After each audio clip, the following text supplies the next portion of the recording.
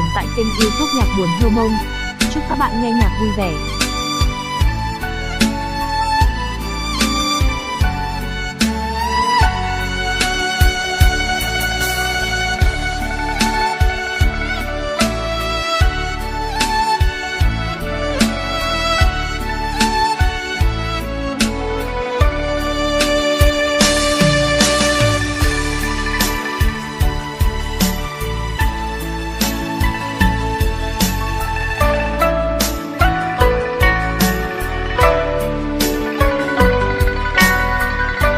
Đang nghe nhạc buồn tại kênh YouTube Nhạc Buồn Hơ Mông. Chúc các bạn nghe nhạc vui vẻ.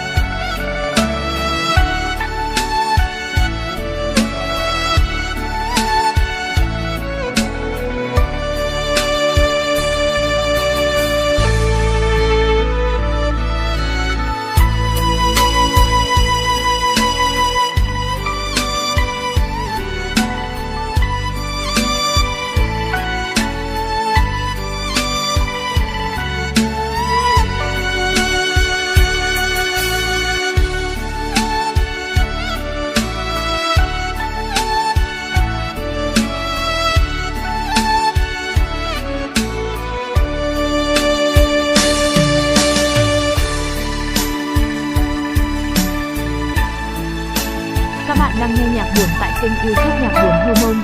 Chúc các bạn nghe nhạc vui vẻ.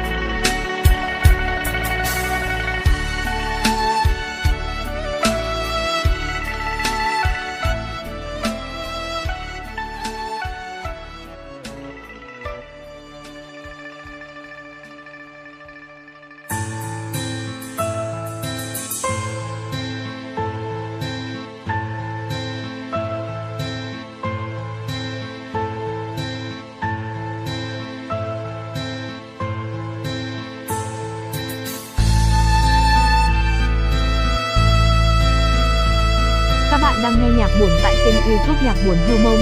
Chúc các bạn nghe nhạc vui vẻ.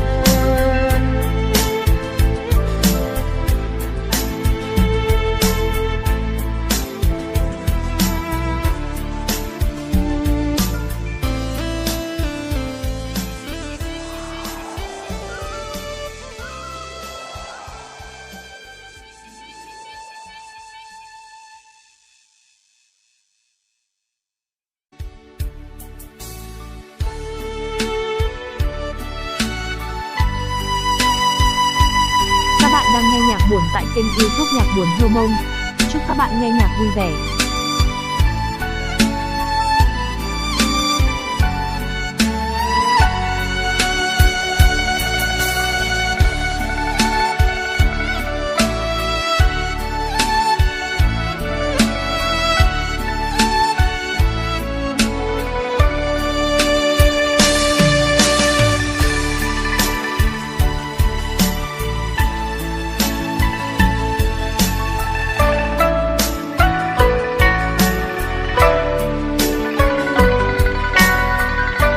Đang nghe nhạc buồn tại kênh YouTube Nhạc Buồn Hơ Mông. Chúc các bạn nghe nhạc vui vẻ.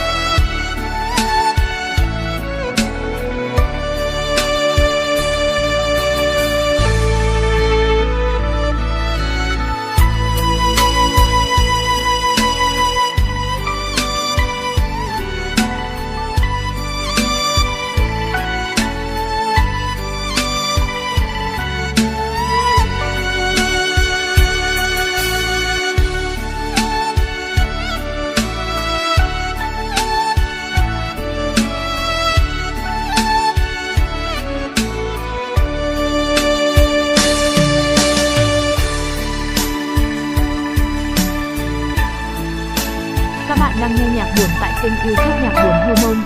Chúc các bạn nghe nhạc vui vẻ.